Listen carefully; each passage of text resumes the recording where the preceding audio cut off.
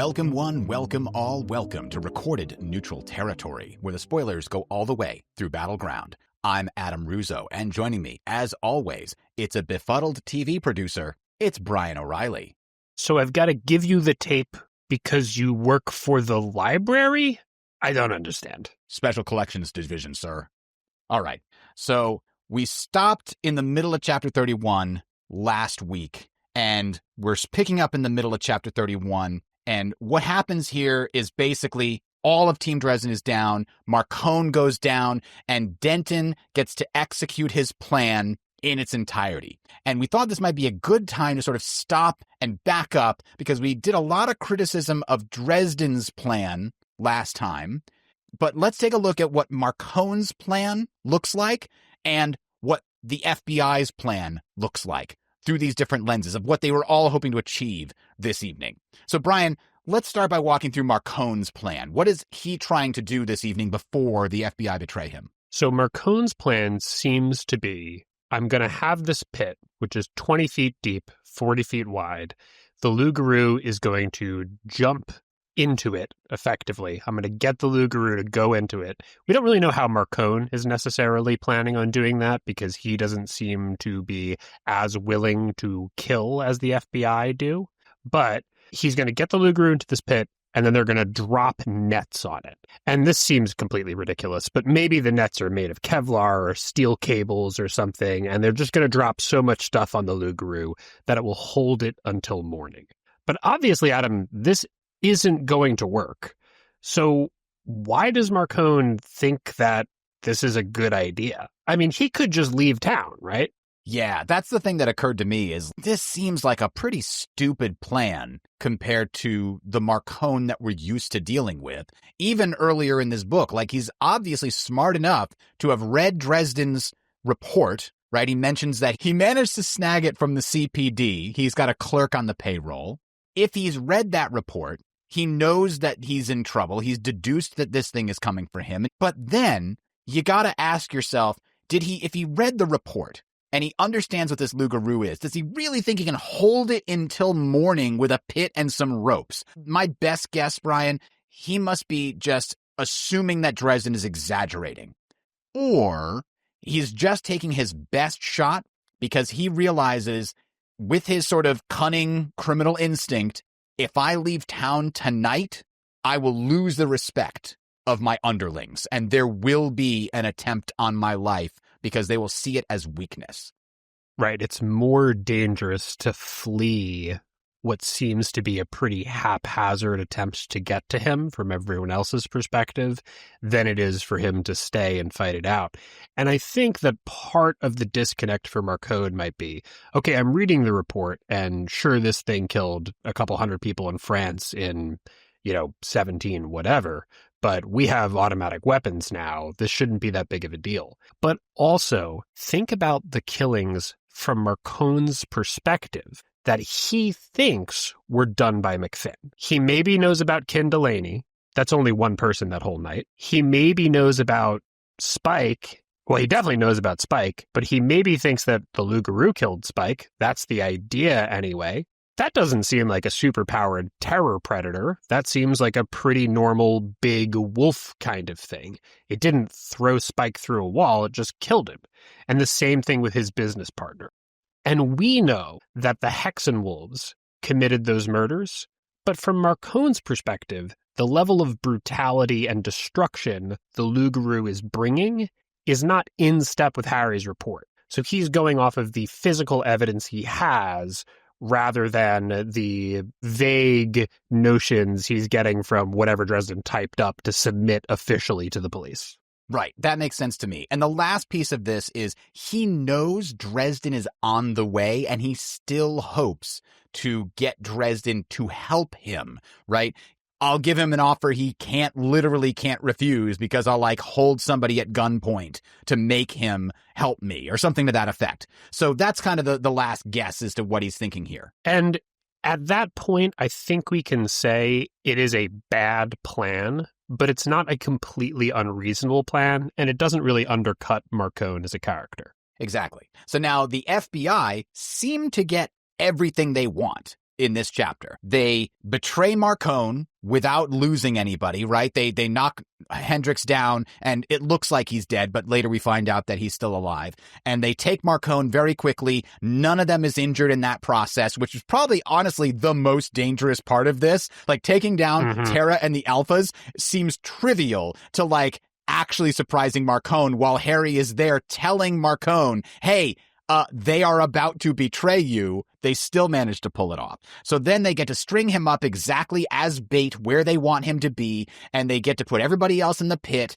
So they got everything they wanted, Brian. What's the outcome look like if things go their way? I think what they're expecting to happen is that the Loup-Garu takes out Marcone, jumps halfway across the pit, grabs him by the leg, and rips it off, and he's dead. And then falls into the pit where it sees a bunch of groggy things for it to kill. And it lays waste to all of them, and as soon as the FBI sees the blood splattering the walls of the pit, they are out of there. Like the car is running out front. They are close enough to react to what's going on, but they're attempting to be far enough away that they can get out of there before the Loup-Garu has had the chance to sort of look up and pick its next target.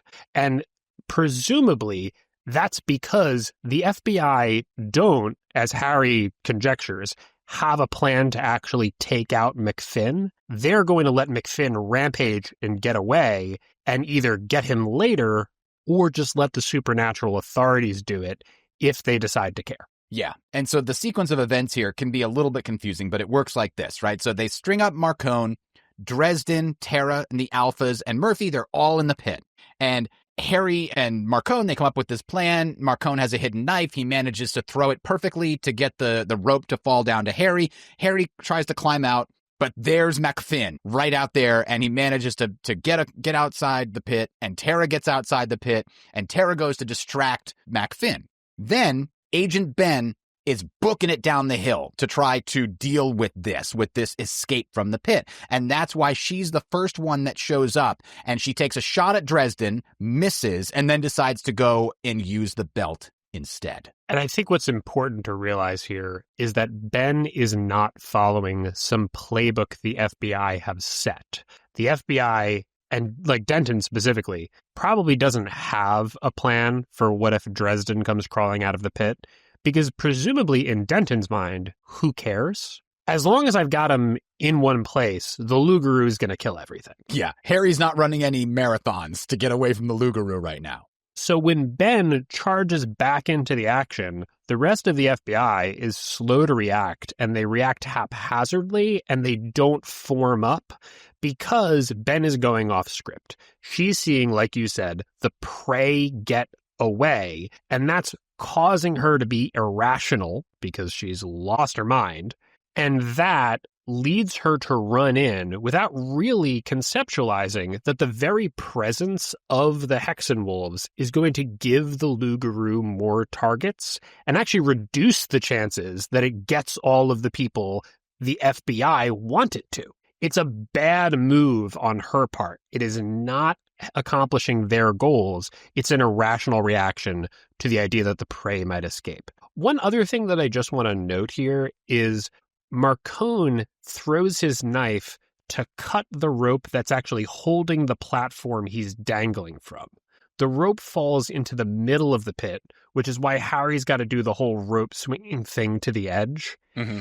And I bring this up because it's very haphazardly written, or perhaps better, haphazardly described. And one of the reasons I actually recommend the audiobooks of the Dresden Files to people who like audiobooks instead of recommending the books is because when you hear this in sort of that radio play format, there's a lot of context added from the narrator's pauses and emphases that are not necessarily present on the page and clear up some of the sequencing for you. Yeah, you get that added frustration at the right moment in the tone of the way it's being spoken or the hesitancy, etc. Just like what you're talking about, it adds something to it. Now, what it's adding is sort of the subjective understanding of that reader, James Marsters, but I think he basically nails it 100% of the time. He's so good. Yes. And that's important here because this climax is very confusing as to exactly what people are doing at given moments.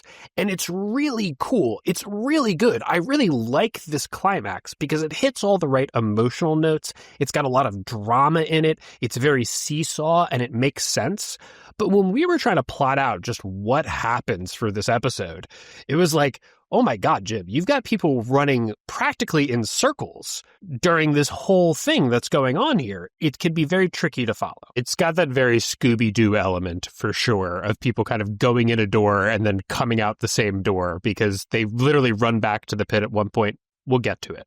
But an important thing here is that Harry's reaction to Ben running down is to immediately go to DEFCON 1. He is saying, I've got to pull out all the stops because the Loup-Garu is here for one thing, and now the FBI is coming back. I have no magic, and there's basically nobody here who can help me. Yeah, and he's got no weapon either. Remember, he lost his gun when they threw him in the pit. For sure, they didn't let him keep it. And Harry takes the faithful step of activating Harris's belt.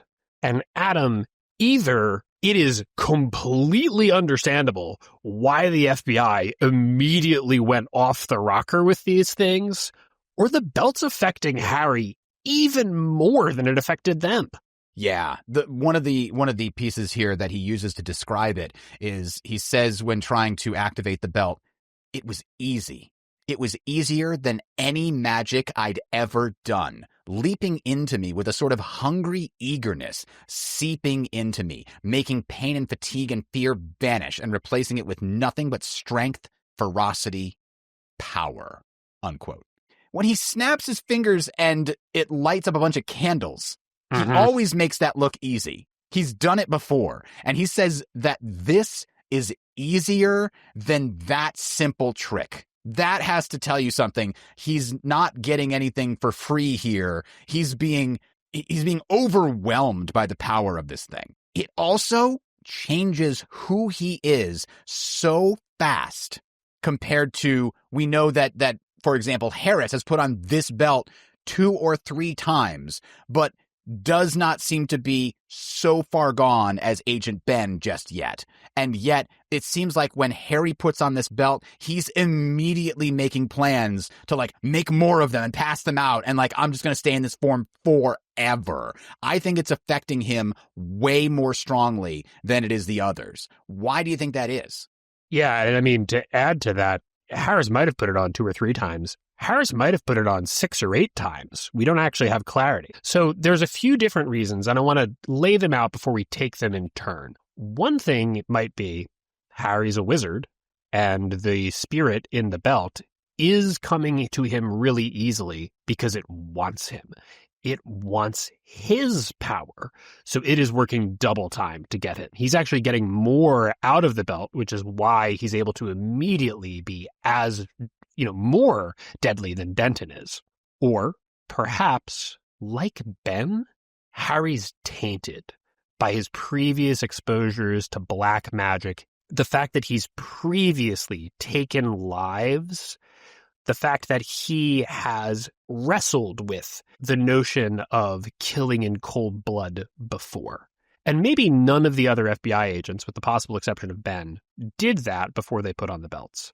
It also might be how quickly he tastes blood. Oh, that's a good point, because he immediately goes into combat, and it feels like the more blood that he tastes, the more direct control this spirit is having on his person. And we know that's how it works because that's what pushes Denton over the edge in the Full Moon Garage. It might also just be that Harry's willpower is extremely depleted. We talked about wizard stamina, and Harry's kind of out of willpower, so the Rage Spirit gets unfettered access to his personality in a way that wouldn't happen for somebody who is fresh putting on the belt.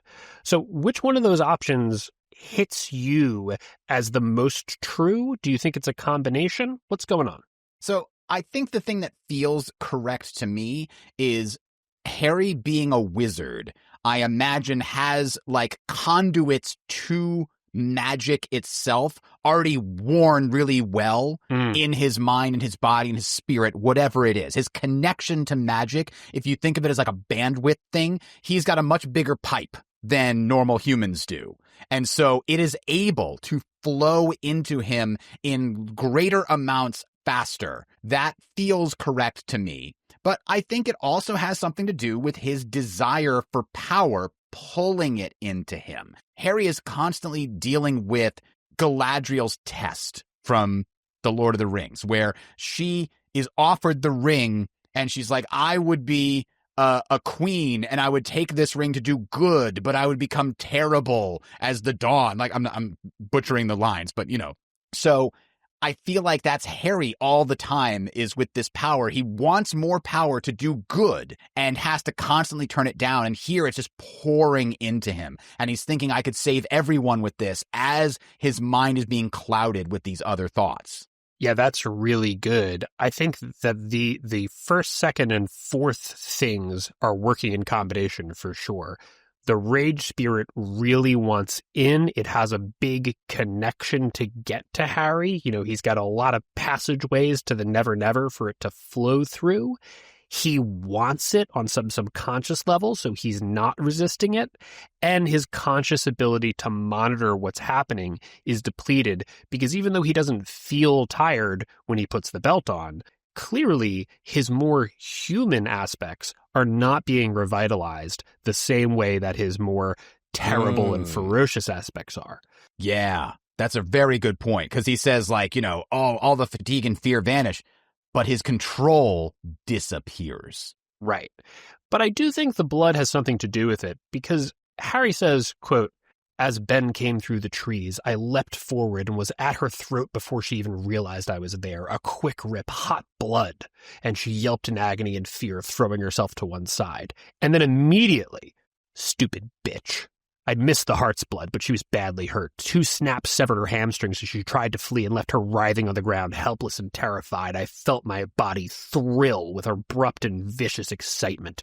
The bitch was mine now. She would live or die as I wished. That is, in the beginning, the belt getting to him, and as soon as the blood, he is there. The other thing that occurs to me now is the question, why is Harry so effective at this belt the very first time he puts it on? And it might be exactly the same question that we just answered before.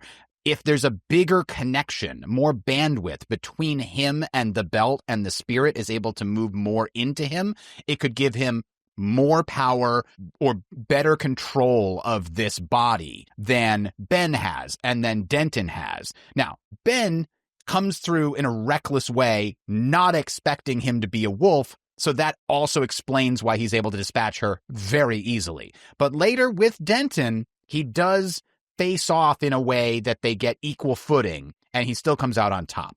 And we'll talk about that a little bit more when we get to it, but I think that in addition to everything else that we said, there's a couple other pieces of evidence in the confrontation with Denton that give us another clue as to why Harry's so immediately effective. So the next thing that we see is the Texan Wolves getting absolutely wrecked in short order. Wolf Wilson arrives on the scene, immediately starts attacking, killing the downed Ben. Well, Ben attacks him not realizing who he is, right? That's the way that it's phrased, is that Harry hears Wilson coming, kind of backs off a little bit. Wilson comes around the corner or around the tree or whatever. Ben thinks it's Harry. In her rage, she just attacks. Wilson starts fighting back, kills her. Then Roger Harris shows up, sees that happen, and shoots at Wilson thinking it's Harry and kills Wilson, or at least fatally injures him. And then Wilson turns back into a human and shoots. I didn't realize that their guns could also turn into the part of the wolf, but he has his gun when he turns back, and he shoots Roger and kills him as well. So they very quickly shoot and kill each other. But here's my question for you, Brian. They seemed way more unstoppable and undamageable, invulnerable, healing, whatever you want to call it, in the fight at the Full Moon Garage. Here, it's just like 2 or 3 shots from Agent Harris, and Wolf Wilson is down for the count, and he's switching back to human because he's so hurt. Yeah, it's weird. I mean, in the Street Wolves fight, they're outnumbered 5-1, maybe 10-1. There's over a dozen Street Wolves there for sure. And there's only 3 of them in wolf form. Denton only joins in basically after they've routed the Street Wolves. So it seems like they're able to shred these people with weaponry during that fight. It's worth pointing out, without taking any obvious injury, or at the very least healing those injuries, because at the start of this night, none of them are limping, none of them are hurt. And that suggests that there's one of 3 things going on. Either one, the Street Wolves simply don't have guns in large part during that confrontation, or if they do have them, they don't use them, because when the moon is full and the Street Wolves get into a fight, they brawl, baby. That's what their rage spirit drives them to do. Mm-hmm. So they're not taking the tactically intelligent approach of attempting to kill the Hexen Wolves from range. They're mixing it up with them. And basically, you can't get into hand-to-hand with a Hexen Wolf and kill it. Or 2, it might be the case that in that confrontation, the Street Wolves are so panicked by the magic aura around the Hexen Wolves that they don't actually put up very much of a fight at all. Sort of in the moment where they have to come to grips with the enemy, all of them freeze for a second or something. And the wolves really can get the drop on any number of them because their reaction is terror. Yeah, they failed their saving throw. That's Precisely. Exactly what happened. Exactly. Or it could just be that, Harris, not necessarily the most talented gunfighter, gets a lucky shot. He gets Wilson right in the aorta with the first round. That's why when he transitions to human form, there's blood coming right out of his mouth. It's just a lucky bullet. And if he'd hit him 3 times in the legs, he'd be able to get up no problem. Or even other parts of the chest. It's such a big animal that, Harris has probably got a 9mm. That thing doesn't take down a bear. This is at least as big as a big bear. So, yeah, I could definitely see that being the case. Right. So it could be any number of those things. But one thing I want to point out is I don't think it's weird that the Hexen Wolves are able to do so much damage to each other. That makes sense. They're on the same level of power magnitude. So even if they're super tanky, they're sort of weak to themselves. Yeah, they would have some kind of magic damage that can get through any kind of magic defense that they have. That does make sense. So I noted a part later here where Denton shows up and Harry and he are sort of squaring off with each other. And Harry says in his wolf inner monologue, quote, "It was the most ancient of struggles, the deepest of conflicts, survival of the fittest. One of us would live to run again, to hunt, to kill, to taste the hot blood, and the other would be dead and cold on the grass. It was good." Unquote. And while I was reading that, Brian, I said to myself, this doesn't really feel like something from natural wolves. And I kind of thought about it and I was like, well, yeah, that makes sense because these bestial spirits of rage are never described as wolf spirits in any way. They are instead spirits of rage trapped in a wolf pelt belt. The wolf is only the body that they're using because this is nothing like how actual wolves in reality work together. Right. If you made a hyena belt or a polar bear belt, they would end up in the exact same circumstances. That's my interpretation. Yes, exactly. Yeah. So I think that's correct. And it's important to note 2 things. Harry's saying the most ancient struggle. As you said, Adam, real wolves don't behave that way. The whole notion that, alpha wolves are fighting their subordinates to the death to maintain control over the pack is essentially junk science that comes from a study that was just wolves in zoos, and it doesn't actually map onto the behavior of actual wolf packs very well. But moreover, even if we can say, well, Jim didn't know that at the time, because the reevaluation of that research was fairly recent, Tara says in universe, animals don't kill for fun. Right. And Harry is having a lot of fun killing these other wolves. Absolutely. It's very clear that this spirit is getting to his desire and making it ramped up for killing, for the blood, for the hunt. That is all part of it there. Another thing to note here is that we get some more evidence that who's putting on the belt has an impact on the power of the Hexenwolf that comes out. Because Denton, Harry notes, is stronger than him in wolf form. But Harry, the younger man, is quicker. So it's not that you put on the belt and you get a certain power level that's entirely circumscribed by what the belt gives. Who you are has an impact on what kind of Hexenwolf you become. And Harry is obviously huge and in the prime of his life and very magically powerful. So it makes sense that he's kind of the most badass thing running around. Yeah, and the next passage here is Harry has already wounded Denton, and it was wounding enough so that, quote, we both knew that it was all over but the bleeding. I shuddered. Yes, the bleeding, unquote. So that's the situation where Harry is now contemptuous of him as he begins to whimper to seek escape. And then there's this part, Brian, quote, I would have been content to lead him, to accept him as a follower, and to take him with me on the hunts. It was sad in a way. But then I could always find others. It would not be difficult to make the belts, I thought. To give them to a few people to try. Once they had, they'd never take them off again, unquote. So this is Wolf Harry planning to create his own pack of Hexenwolves just to hunt because it's so addictive. And boy, is that a scary road not traveled. I mean, the end result is that Morgan comes to finish the job, right? That doesn't take too long, but this version of Harry, this Wolf Harry, is so arrogant. Okay, he's a little more like real Harry, but he's so obsessed with how strong he is that he's just like, oh yeah, I'll just do that. There'll be no consequences to me doing that. And something that's really crazy about it is he's not even saying, I'll get the young ones from Terra and I'll lead them. No. I'm going to make more belts. I got to make belts. It's got to be the belts. It's that real drug addict mentality. You know, there's no other way to achieve this release. No one can understand what I'm feeling unless they've done the same thing. It's just that good.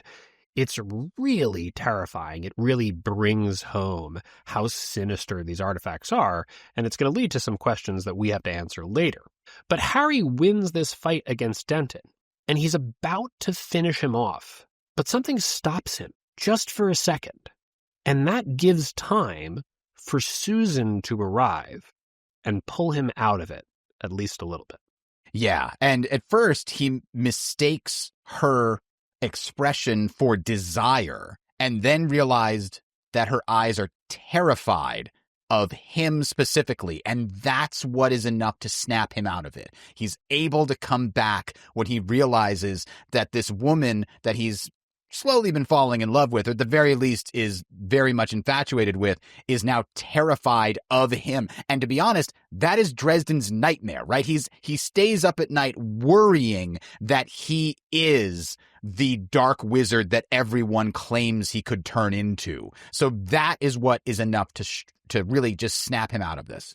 Yeah, it's sort of the perfect thing. And Harry does take off the belt, but just like the FBI agents, it's clear that that feeling he had is influencing his personality even when he's back as a human.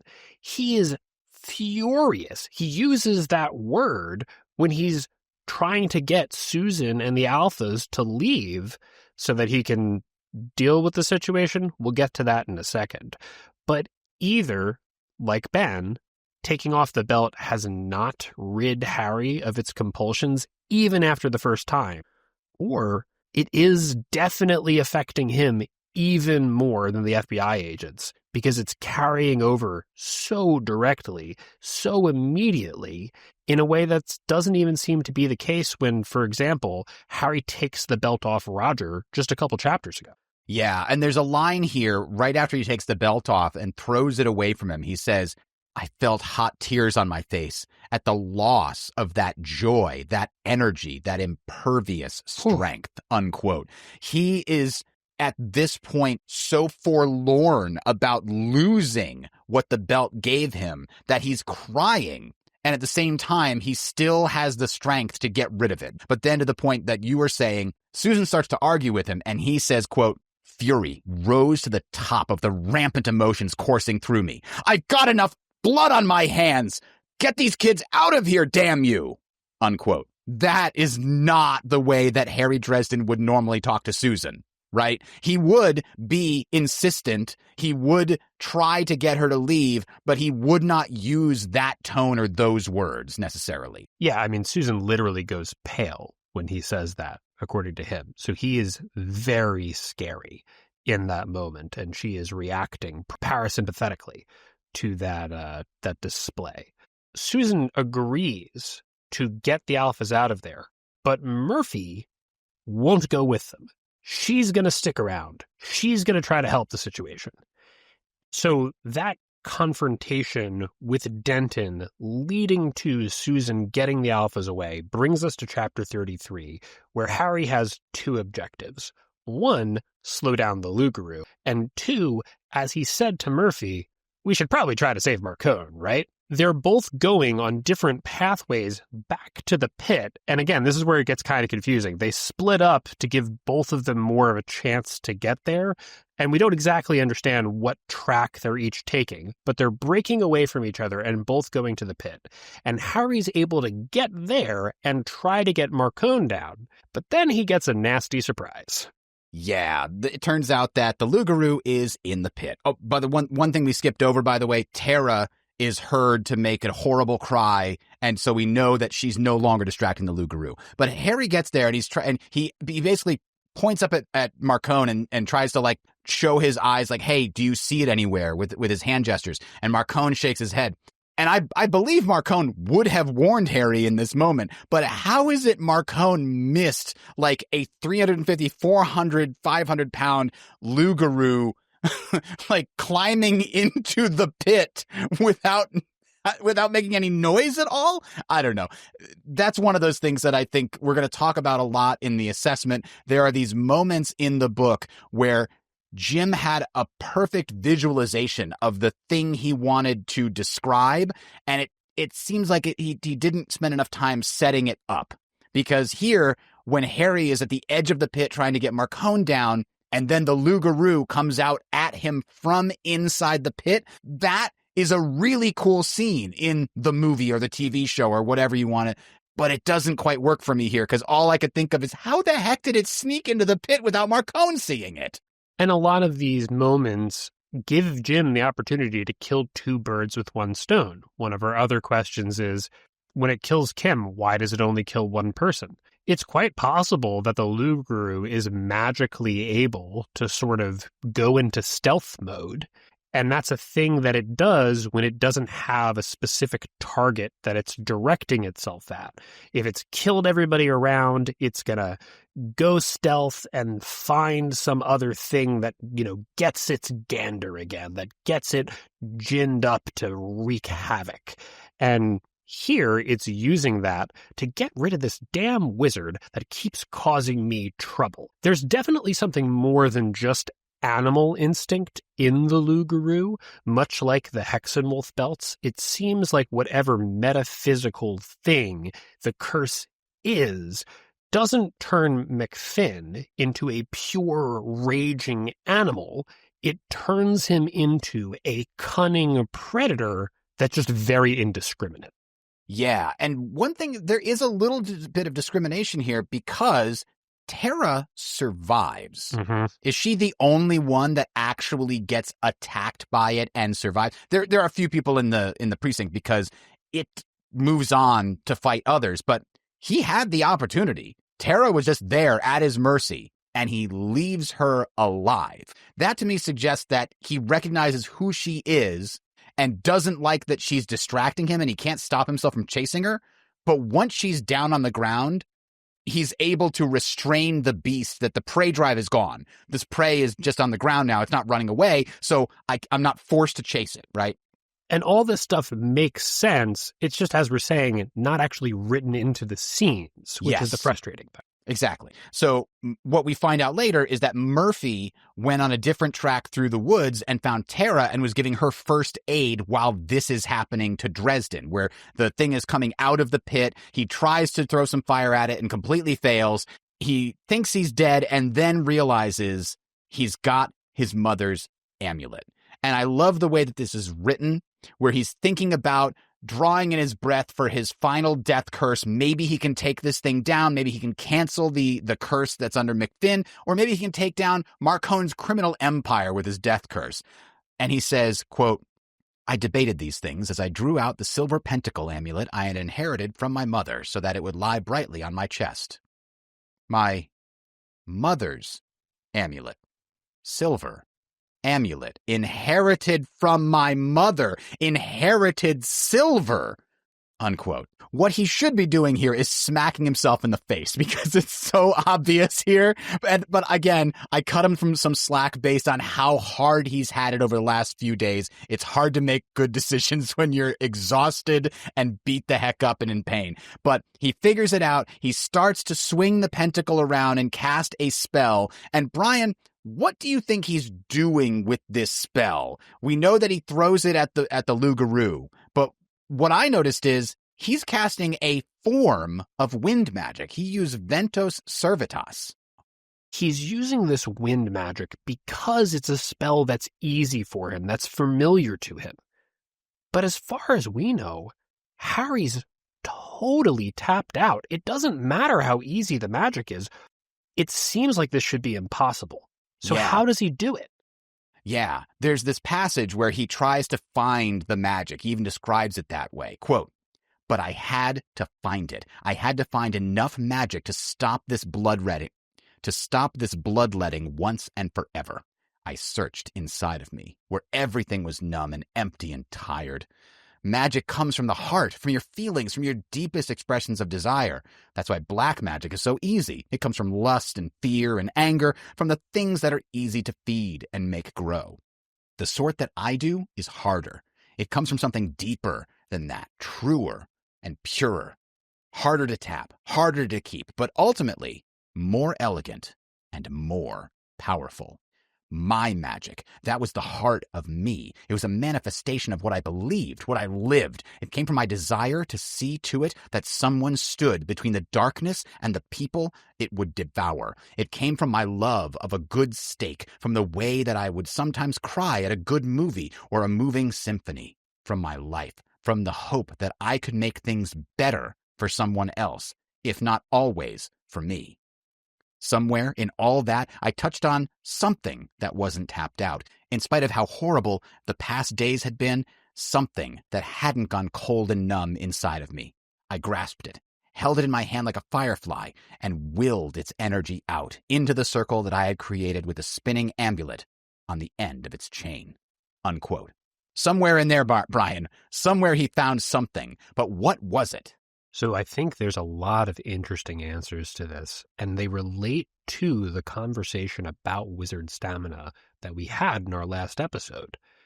On the one hand, people brought up that a large portion of why wizards run out of juice might be that they run out of belief that they can keep doing things, or belief that what they're doing is truly right and necessary. In this moment, Harry is finding that belief, certainly. But it seems like there's some other things going on here as well. It almost feels like the kind of thing Harry says later when he taps into Soulfire. And he was just thinking about throwing his death curse. So is it tied to life energy more directly? A lot of fascinating possibilities. Yeah, the thing that particularly stuck out to me is that it came from my desire to see to it that someone stood between the darkness and the people it would devour. That line really sounds like it defines what the Starborn Harry is, what we're hypothesizing his job is, to stand against the outsiders. And like tapping into that most pure desire maybe unlocked something connected to his Starborn abilities. And maybe that is what he tapped into. Yeah, I think that's definitely a great answer here. Now, it could just be as simple, guys, as he's making the circle, and that makes it easier. Right? We talked about that in that episode, too. He is setting up a ritual here. And two of those easier ones that I do think we should mention is that he might have help. One in the form of he's touched his mother's amulet again. Does that mean that Leia's nearby? Or two, well, he just got a huge power injection from the belt. That's true. And maybe there's a residual aspect to that he's metastasizing into his own magic through this examination of his desires. All right, so anyway, he's using this spell, and he casts a form of his wind servant, Vento Servitas, which I think is essentially the magic that he's doing is trying to make sure that this thing flies straight and true and fast right at the heart of the beast, right? Because I have not personally tried to do like a sling thing, but they don't seem easy to aim, and he's got something charging at him. He needs to hit the heart. That's probably what the magic is doing, most of all, making it fly straight and true towards its target. And like you said, fast. I mean, there's definitely something magic at work where silver will go through the Loup-Garu literally because that's its bane. But to get an amulet through an animal, we're talking tornado wind speed. I mean, exactly. Right. However, he doesn't get to just get the satisfying kill shot immediately because in between Harry and the Loup-Garu steps Murphy pointing a gun at him?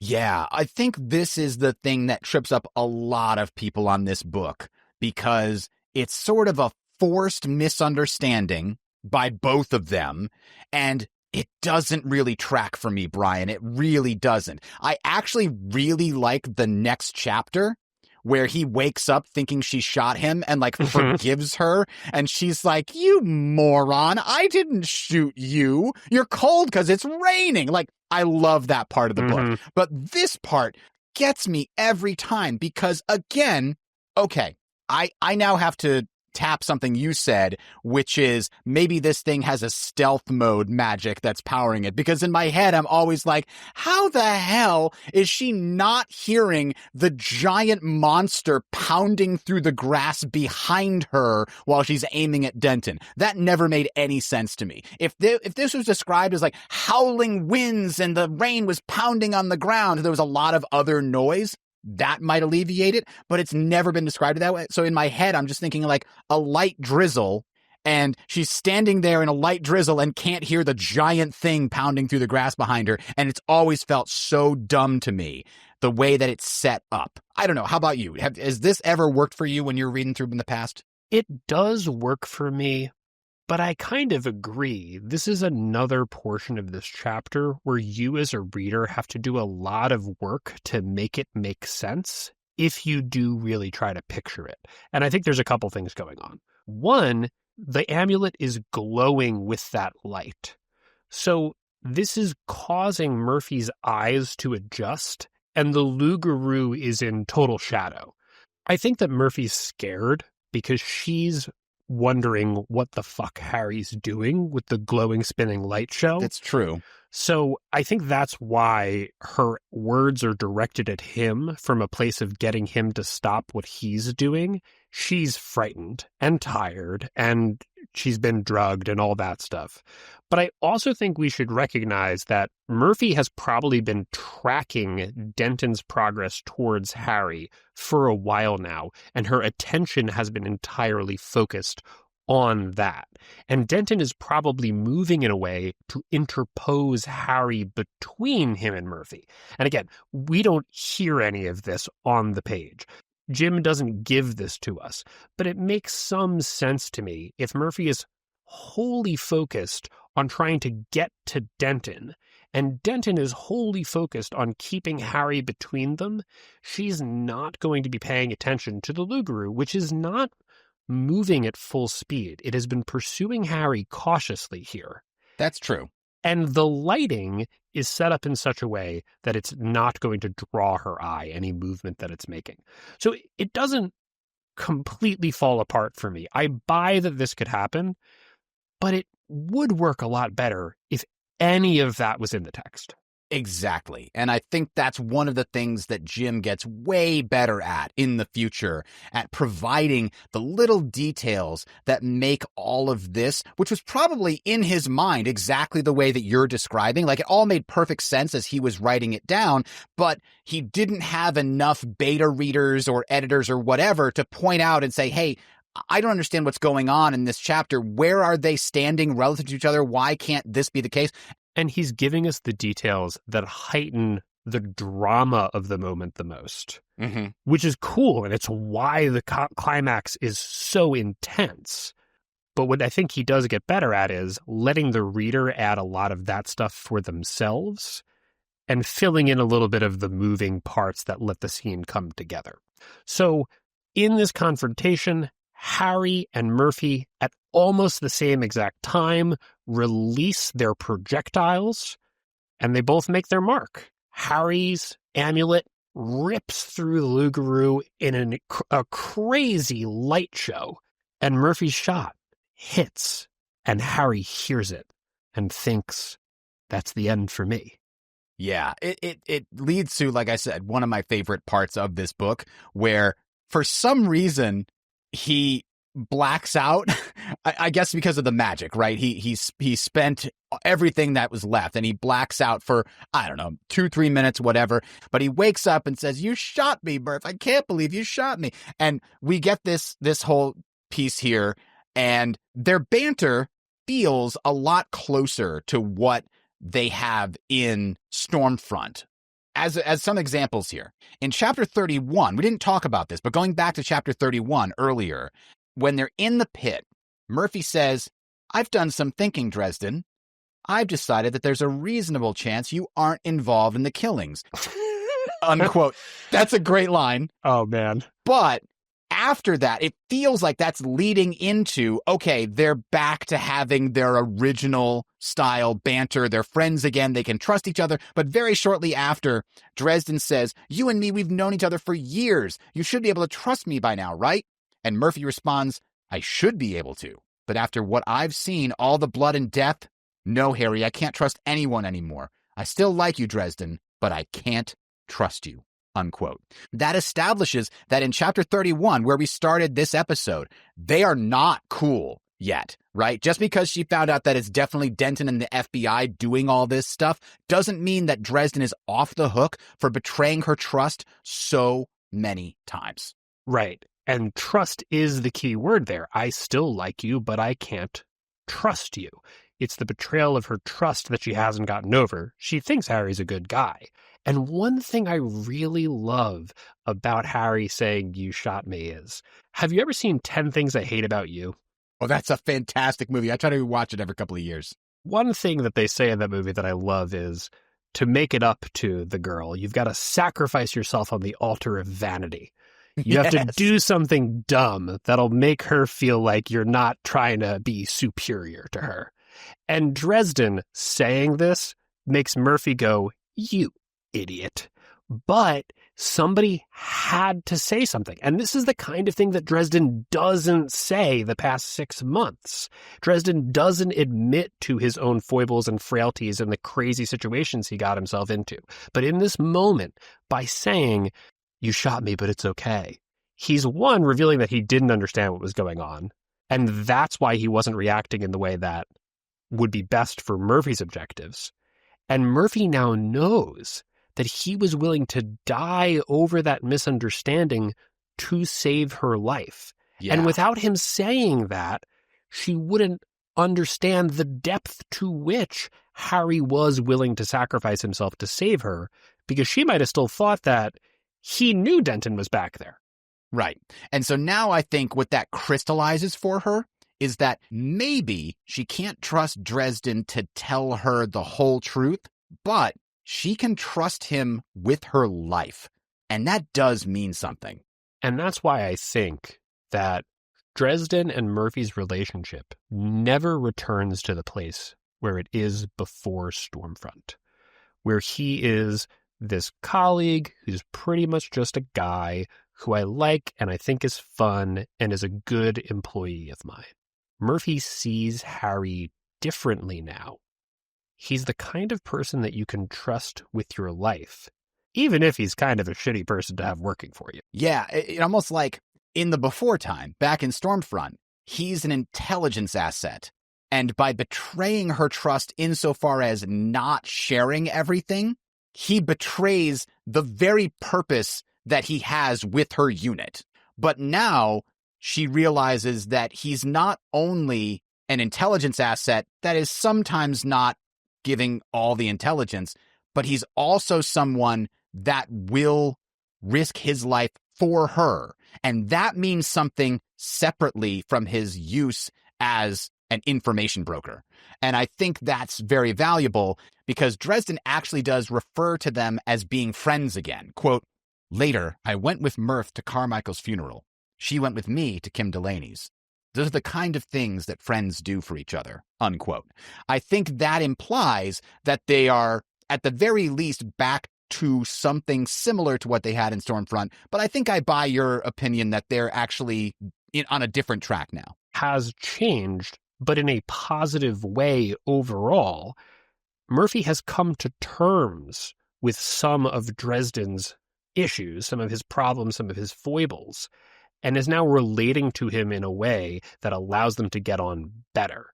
And he has the same reaction towards her, effectively. So that leads us to this sort of fast epilogue, very similar to how Stormfront does it. Murphy and Harry burn the belts. Hendricks survives. Marcone got arrested. The FBI agents were confirmed to have killed each other. Marcone calls Harry. Harry hangs up on him. Susan filmed the death and got a big promotion. Murphy got the internal affairs people off her back due to the popularity of her being the hero in that film. And Tara recovers. And Harry meets her at Wolf Lake Park a few weeks later so they can say goodbye. And, of course, no hard feelings. At this point, Brian, we've talked a lot about what we think Tara might be. What's your final guess? I think mine is that she is some kind of demigod or sort of spirit of nature, similar to, but not quite like the Nagloshi. But obviously hers is not corrupt the way Nagloshi's is. But that's kind of where I land on her. She's like a demigod of some kind. Yeah, I agree wholeheartedly. I think two specific possibilities spring to mind for me. One is effectively what's presented in the text, that she's a wolf-were, right? A wolf that can transform into a human.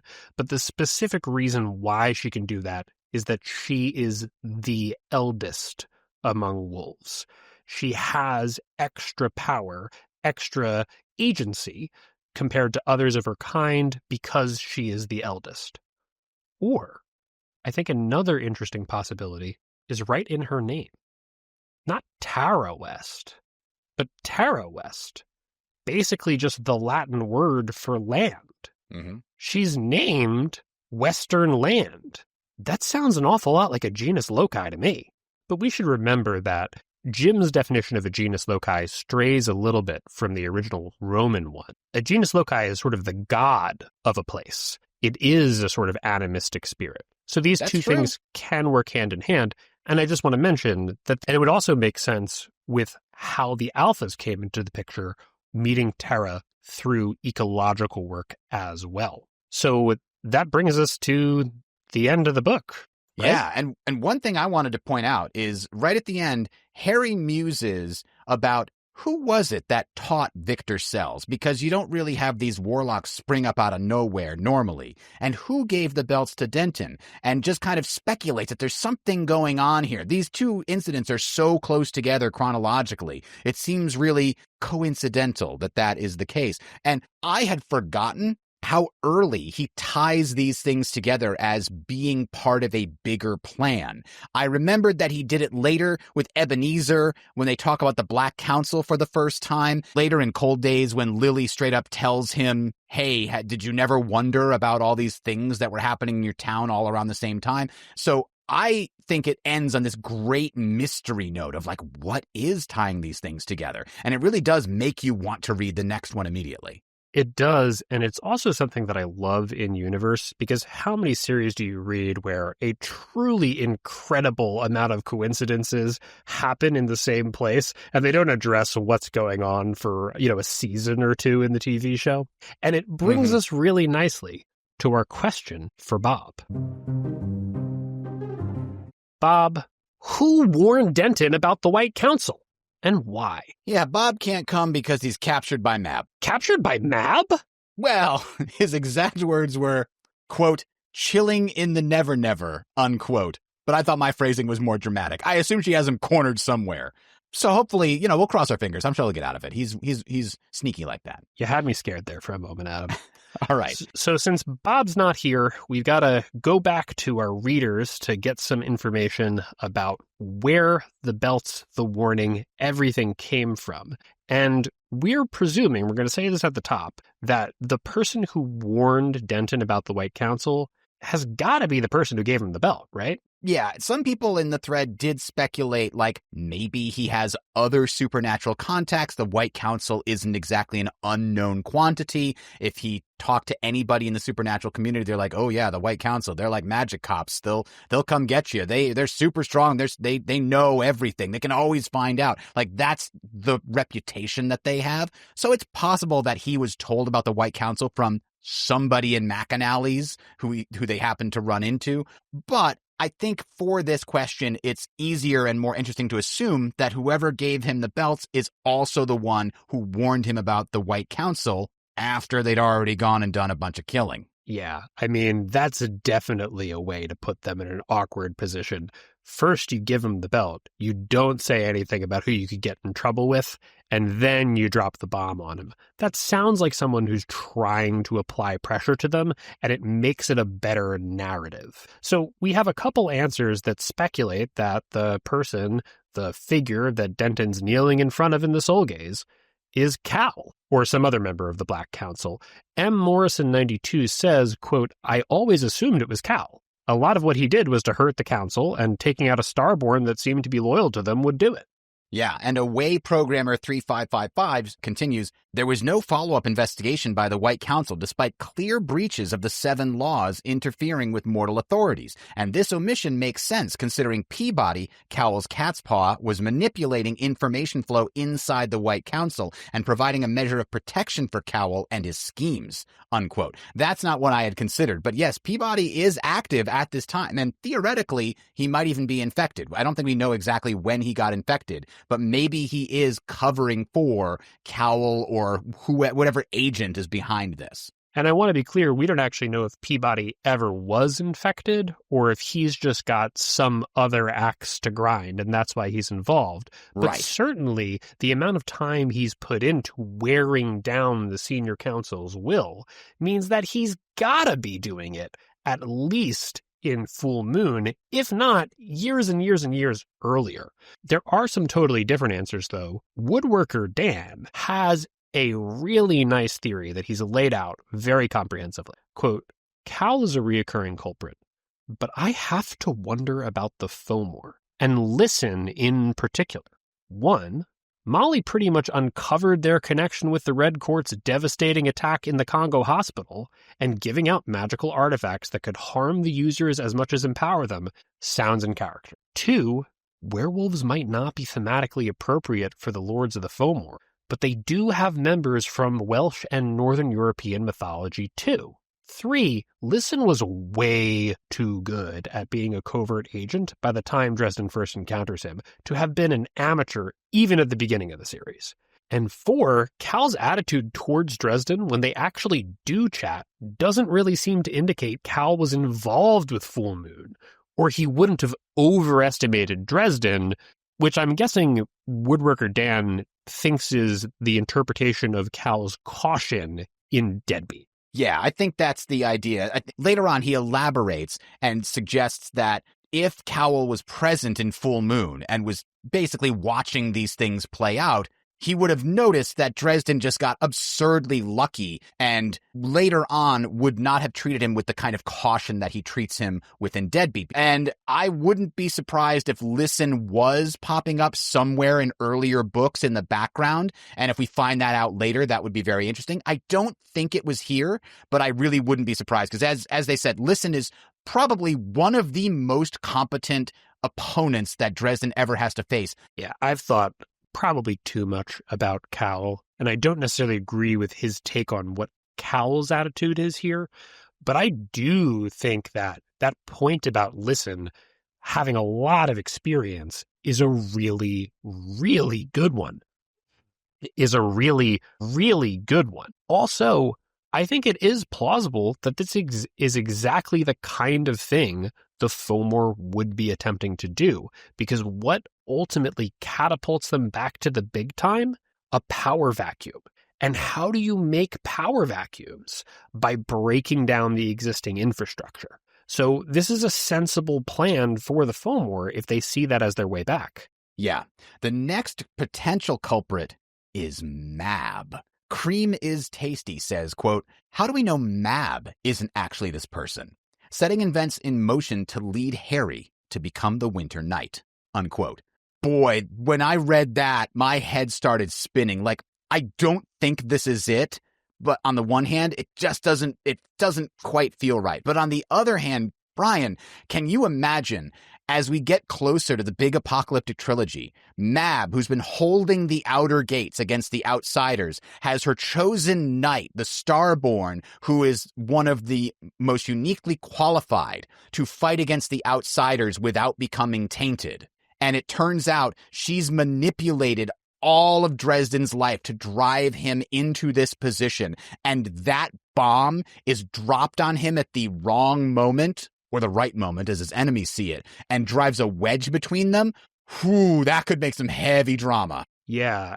And one thing I really like about this is, I'm just going to say it, this is completely inconsistent with what we've found out about Mab in the last couple books, about how she does seem to have a bit more of a series of soft edges than we were led to believe in the first couple times we meet her. But what do we hear about those soft edges? Well, Ebenezer leads us to believe on the roof in Battleground that Mab is giving Harry a version of service to her that is palatable to him. And it wouldn't be shocking to me if a lot of what she's doing turned out to be a work, not exactly a lie, but a manipulation to get Harry more tightly on her side. This would fit with that. She's actually super cold deep down, but she's kind of giving Harry the softer motivations up front so that he doesn't think too hard about who he's actually working for. Yeah, the way that I've seen Mab in the most recent set of books is basically she has her goal, and she will attempt to complete that goal 100% of the time. Now, if she can do it while causing less harm, and that will keep Harry more obedient to her, then that is a better path, right? She will take the path that will make Harry be the knight she wants him to be, if that's an option. Yeah, and I think that the ultimate question that Cream is Tasty is really raising here by bringing this idea up is, when Mab gets to have those conversations, "I was immortal once," or talking about what it feels like when people under your banner die, is that really a relief and a release for her that she wishes she could do more often, but as the Queen of Air and Darkness, she cannot indulge these feelings? Or is all of that a show? Yeah, that is an interesting question. I think it's possible that it's all a show, but I personally don't believe that it is. I think we actually are seeing through to who she kind of is on the inside, that she must hide at all times because she has to be the Queen of Air and Darkness and she can't show weakness, etc., etc.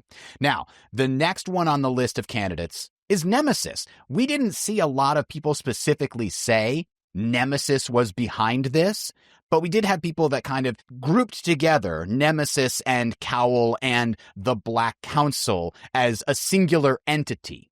I personally, Brian, don't think that it's a guarantee that Cowl and Nemesis are synonymous or even working towards the same goal. So I think Nemesis is a separate possible figure here. Maybe an infected version of who knows what was the one that giving the belts to Denton. Maybe he who walks beside who was infecting somebody else at this time, not Justine. Who knows? Right. Nemesis and the Black Council are sort of the Imperial Japan and Nazi Germany. They're sort of conveniently allies because their goals don't affect each other yet, and they're working against the same groups. That's the way that I see it, yeah. I Right. think that's more likely. And if that's the case, then it's perfectly possible that, as we speculated in Stormfront, the person who's mostly behind this isn't a person at all. It is a puppet of Nemesis who has made the belts and passed them on to the FBI. Now, I think that we're given hints that the Cowl answer is the stronger one, which is why people might not have mentioned this. But it's certainly possible that Cowl's first appearance really is in the next book. So the last question we want to talk about here, Brian, why did they warn Denton only after the first series of murders? Now, partly this question kind of has an obvious answer, which we're going to get to right away. But the other question here is like, why did they give Denton the belts in the first place? And we had a lot of people go to both of those questions. So the most obvious answer to this question is to manipulate Denton. Romeo 9594 says it thus, quote, "You'd warn someone afterwards so they're more dependent upon you or as a form of blackmail." Quote, "Hey, you know that thing I gave you? Turns out it's super illegal. Better do as I say or you won't protect you from the fuzz that comes knocking," unquote. A lot of people answered variations on this. But then the question is, to what end? Why are they manipulating Denton? Right. That's the big key here. We know that the reason you delay the warning is to put the squeeze on Denton. But what's the point of that? And one answer that Proof Apartment 9565 gives is, I always assumed the first 3 books were the work of Cowl or some other Black Council agent, just spreading chaos and black magic, essentially. Yeah, it's kind of the Nemesis answer of like, just do as much damage as possible and also gather as much intel as possible. That's kind of what we speculated at the end of Stormfront. Yeah, and we can give them even a little bit more credit. You're sort of testing the defenses. You know, you're probing the immune system for weaknesses, and they've got a bunch of games running. This is just one of them, and okay, well, this Dresden guy, he might be an issue in the future.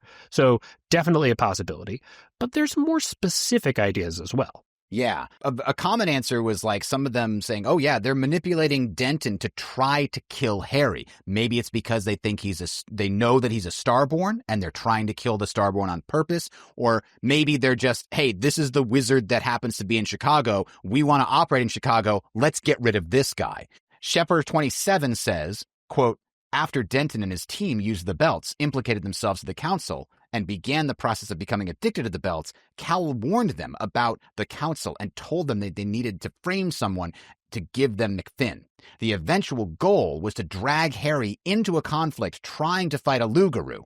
Basically, he got the agents intentionally desperate and then gave them his preferred action as the only way to get out of trouble," unquote. Yeah, I mean, that's really good in terms of creating a clear goal for our antagonist. They're causing a supernatural crisis in the city that's got a wizard in the phone pages to get the wizard in the phone pages to respond to the crisis. And hey, it's a crisis that wizards are going to have a really hard time dealing with because it's immune to magic and bullets, unless you happen to have a skull that has all this information about Loup-Garus and you figure it out in time to have inherited silver handy. Or you get super lucky. That's the Dresden method. But one thing that people also brought up was the idea that it's not just to kill Harry, maybe it's to corrupt him or to drive him into the arms of the Black Council. And that seems odd, you know, how is that going to happen? Either he's going to get killed or he's going to be a hero. But remember, when Justin sent He Who Walks Behind after Harry, it didn't seem like the Walker was trying to kill him. No, it was playing with him like a cat. And trying to get him to do stuff that would make him vulnerable in some way to its influence, maybe? What the Black Council may have wanted here, or what Nemesis may have wanted, was exactly what happened. Harry putting on a belt. And the only reason why he isn't brought to the dark side is that he's in love. And the woman he's in love with happens to be literally there when it happens. And if they hadn't, he'd be leading a wolf pack of warlocks all over the boulevards of the city. Yeah, absolutely. Now, Halcyon Knights has been a contributor to this show before, but this has got to be the greatest theory I've ever read. The goal of this whole thing was to end the Loup-Garu bloodline and prevent it from achieving its purpose. This is a long one. Buckle up. Halcyon Knights says, quote, here's my tinfoil theory. I think the Loup-Garu bloodline is Fenrir, which in this case is a living weapon, curse/bloodline/mantle that has been prepared to allow an immortal god, Odin, to release a death curse at the appropriate or appointed or prophesied time. Now, support for this theory. 1. Rumor has it that the curse was a Christian saint. Jim has said that this is Saint Nicholas, which is a mantle that Odin wears. Odin is prophesied to be killed by a giant wolf, but this is the sort of dude that could certainly avoid it if he wanted to, given the time he's had to prepare, which strongly implies that he wants it to happen or is at least resigned to it. We know that one way to empower the mantle is good old-fashioned human sacrifice, but the quote-unquote good guys might be motivated to spread the body count over generations. Thus, a cursed bloodline that is guaranteed by said curse to survive to the end times, which wakes up only a few times per year to kill and gain power, going dormant the rest of the time. With each victim and each generation, it gets stronger and stronger, more resistant to magic, etc., until it's reached living conjunction status that can actually kill an immortal. Only then will it be ready to battle the Allfather. Unquote. Brian, that is some crazy, and I love it. That is a fastball, man. That is smoking. That's a ghost pepper. That is awesome. I love that theory. I want to be clear that I love it because it works. That's not totally crazy. Fenrir is a real big part of Norse mythology. We're going into the apocalypse, so something's got to trigger Ragnarok. Yeah. Here's a big wolf that's got a curse on it. I mean, it does make a lot of sense, but to pick a few bones, Chauncey says St. Patrick. Why wouldn't he just say Nicholas, right, if it was Nicholas? And also, it seems like the good guys wouldn't want Odin to be killed by a super powerful, uncontrollable death machine, because then you're left with no Odin and a super powerful, uncontrollable death machine. Yeah, I mean, the argument he made at the beginning is like Odin has to release his death curse at a specific time to fulfill some important mission, and the only way that that's going to happen is if you can get something that is guaranteed to kill him, and thus everything else being set up to that end. Maybe, maybe not. I love thinking about it. Thank you very much, Halcyon Knights. That was a very enjoyable read. Another answer, as I was sort of implying earlier, is to mold Harry into what they need him to be. Existential Bread says, quote, I don't think there's one Black Council. What Harry is seeing in the shadows is often 3, at least, independent groups. One is Nemesis. Motivation is simple. They want to end reality. But Cowl's The Circle, the group that Maggie Sr. was a part of, is a different one. Quote, when they couldn't lock down a Starborn, they turned to the outside. They don't actually want to end reality. They're just using Nemesis to cause chaos because chaos is a ladder, and implicitly that means that they would be trying to accomplish different things if they were the culprit. And there's an unnamed third group that's manipulating events behind the scenes purely to mold Harry, people like Leia and his mother, so that he is prepared for the apocalypse. That third group, they had a lot more extrapolation into what that might be. You know, Arthur Langtree might be part of it. Mab might be part of it. Like, again, molding Harry into what he needs to be for the big apocalyptic trilogy. Who knows what that's going to be. But I love the idea that we're having a hard time finding a through line of the goal of the thing that's behind the first 3, 4, 5, 6 books, whatever it is, in part because it's more than one thing. That would be very good at helping to explain any inconsistencies and early book weirdness. So I think Jim might be considering that. So Adam, what's your answer? So I think simply from the law of conservation of characters, it was probably Cowell. And that is pretty much it. I'm just going with the meta Doyleist answer of Cowell because it seems like we don't want to invent a new character, and this is one of the only power behind the scenes characters that we've witnessed before. I think a strong second pick is some kind of infected nemesis puppet. Those are my two biggest, but I think Cowell has a slight edge in my mind. Yeah, I agree. I think it is Cowell. I think that another Doyleist answer is we meet him in the next book. He's in grave peril. We see him, which implies that he's been to Chicago already by the time of grave peril, because otherwise how's Bianca so familiar with him? And if he's in Chicago and he's trying to get the White Council into trouble and create chaos, well, dropping a couple werewolves that are going to rope them into a huge investigation sounds like the kind of thing he might do. Because remember, if Cowell is a major part of starting the human-vampire war, the wizard-vampire war, then he's got at least two goals. One is to have the Reds weaken the council so they're vulnerable.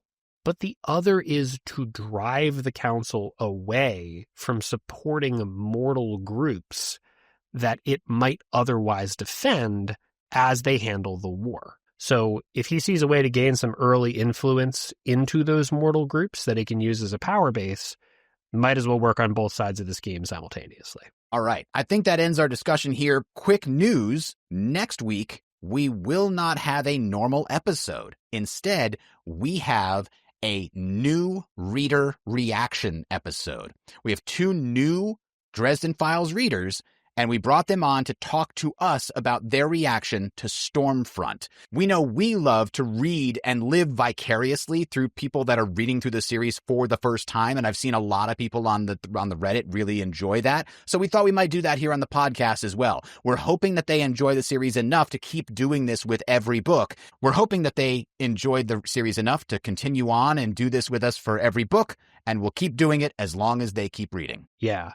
I was really, really happy to get this episode ready for you guys, and Adam did an absolutely amazing job getting it together, so we really hope you like it. Our next normal episode, which will be the week after that, so it's dropping on October 3rd, will be our assessment of Full Moon, where we'll go over everything that happened in this book and the themes that tie it together. So our question for that episode in 2 weeks is, what was the first Dresden book you had to wait to come out? Right now, we're all sitting tight and waiting for 12 months to drop in 4 months. And it made us think of the first time we had to wait for a book. So we'd like to set up a poll and ask you guys, what was yours? Yeah, and I'll have a few other polls in there as well, because what we're trying to do is build a community ranking of the books and the books' titles. How good are the titles, irrespective of the actual content of the book? How well do they match up on the book? How cool of a phrase is it, et cetera, et cetera. I think Changes is going to win because it's such a good name. But we'll come back to that next time on the Full Moon Assessment. We'll see you then. Thanks for listening. Please direct any questions or topic suggestions to mac@rnt.fm. That's mac@rnt.fm. Recorded Neutral Territory is licensed under Creative Commons Attribution Non-Commercial 4.0.